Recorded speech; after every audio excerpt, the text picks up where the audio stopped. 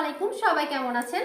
তো এই যে সবাই হচ্ছে কেক পুডিং বানায় ভাইরাল হয়ে যাইতেছে, তো এই জন্য আমিও হচ্ছে পুডিং বানায় ফেললাম। এই যে তো এখন আমি এটাকে মোল্ড আউট করব, দেখা যাক কি হয়। যদি এটা নাও জমে কোনো সমস্যা নাই, দই পুডিং বলে চালাই দিব, কারণ বাংলাদেশে এখন সব কিছুই চলে। আমি যদি দই পুডিংও বলি কোনো সমস্যা নাই। জমে দেখি ব্যবসা ট্যাবসা করা যায় কি না।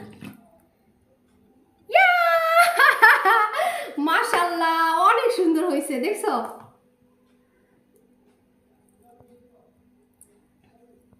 টানটানা, এই যে আমার পুডিং মাশাআল্লাহ অনেক অনেক অনেক বেশি সুন্দর হয়েছে।